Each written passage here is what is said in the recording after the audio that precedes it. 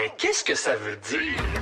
Selon une étude menée par des chercheurs de l'Université de Stanford, 82% des adolescents américains ne savent pas faire la différence entre une fausse nouvelle et une vraie nouvelle sur Facebook, alors que la CIA a prouvé l'intervention des hackers russes lors de la campagne électorale américaine qui aurait fourni des informations sur le Parti démocrate à des journalistes, selon ce que rapporte le New York Times dans son édition de dimanche, et que plusieurs grands médias sont menacés par la situation économique désastreuse qui accourt actuellement.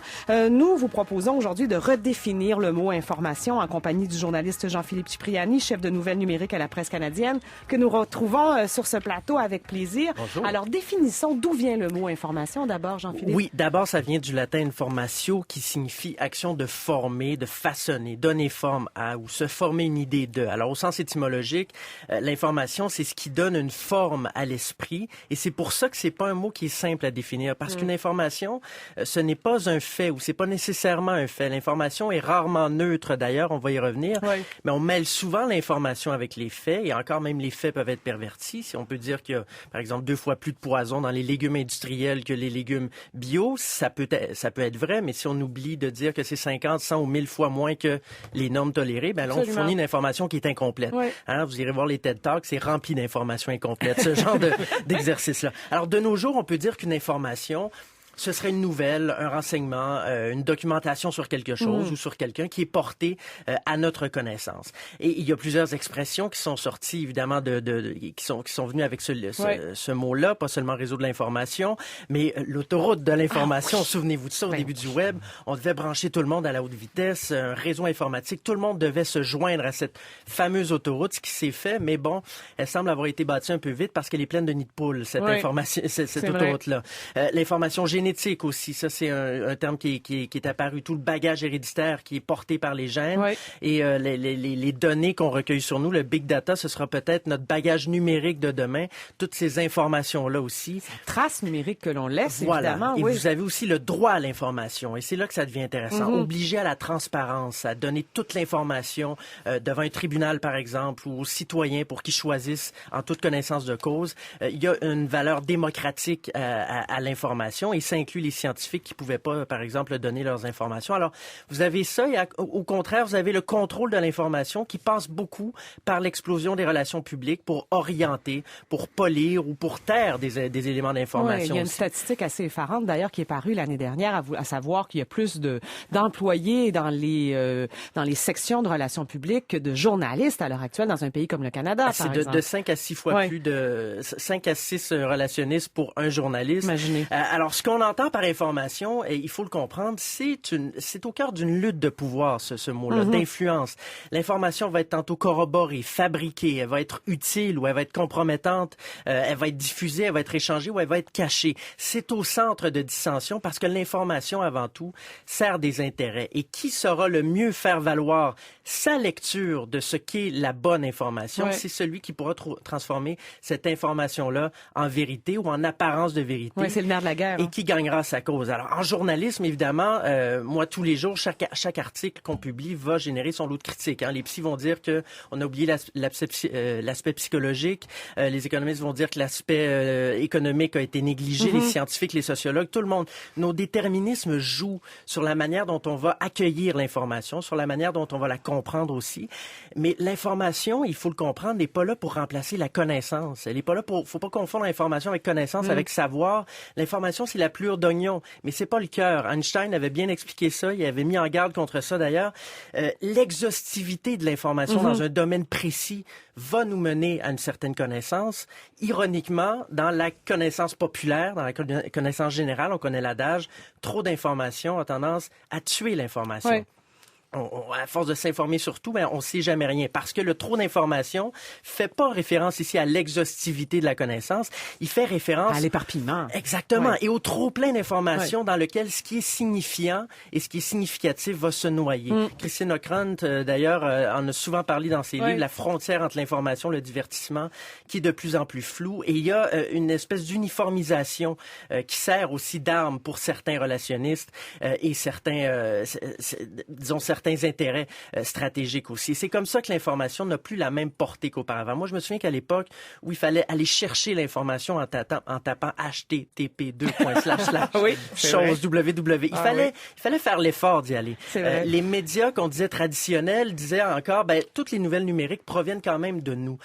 Or, c'est plus le cas maintenant. Les réseaux sociaux ont vraiment tout changé ça parce qu'ils ont renversé le fardeau de l'effort, si vous voulez. Il faut plus aller chercher l'information. C'est l'information qui vient à nous et c'est à nous de faire notre propre jugement. Notre propre tri. Et est-ce que l'être humain est capable de le faire? Ça, c'est une autre question, mais on en reçoit en quantité astronomique et souvent, cette information-là va être pervertie par celui ou celle qui va la porter. On avait parlé ensemble de la post-vérité, quand les faits objectifs ont moins d'influence que les appel à l'émotion, que les opinions personnelles, pas dans le sens d'après, mais dans le sens de dépasser le concept même de vérité là, parce que la vérité est devenue presque sans importance. Des informations fausses, percutantes vont infléchir l'issue d'un vote et on l'a vu dans l'élection de Donald Trump. Et la rectification n'aura jamais le même poids. C'est ça qui est malheureux en fait. Dans l'opinion que le mensonge initial. Et dans la campagne américaine, on le sait, les fausses nouvelles ont été plus lues que les vraies aussi, vous le disiez. Alors pourquoi est-ce qu'on parle davantage de post-vérité? Parce que justement ces réseaux sociaux-là, comme source d'information, alimente cette méfiance envers les médias qui se retrouvent en situation très, très précaire. Défensive aussi, bien sûr. Absolument, complètement. Alors, si on revient au fameux modèle de Marshall McLuhan, qu'on a à peu près tous ceux qui ont suivi des cours de communication ont étudié ça. Le médium, c'est le message. Le contenu importe moins que celui qu'il porte. Qui fait partie d'ailleurs d'une rhétorique qu'il a imaginée au cours des années 60, bien avant l'apparition des médias sociaux, bien sûr, évidemment. Il est mort en 1980. Alors, il évoquait déjà cette dispersion intellectuelle-là lorsqu'on reçoit l'information.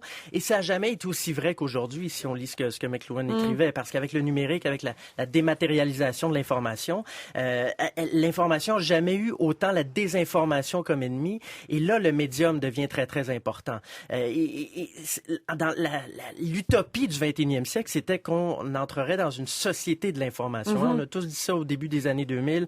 Ce qu'on se rend compte, c'est que le concept est un peu en train de s'auto-dévorer. L'information est au cœur, bien sûr, du processus journalistique, l'accueil de l'information, la vérification des informations, le tri, l'organisation, puis la rédaction, mais les réseaux sociaux apportent l'inverse. Trump va tweeter quelque chose, ce n'est plus une réaction, c'est devenu une nouvelle.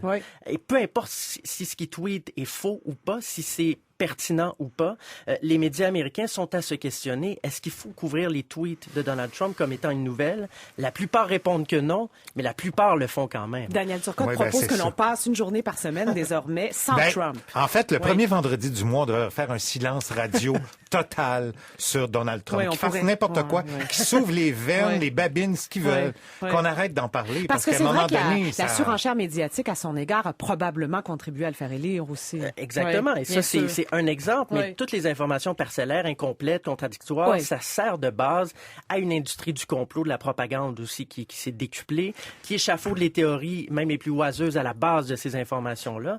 Alors, l'information est de plus en plus confondue avec la propagande, à tort ou à raison, même la bonne information.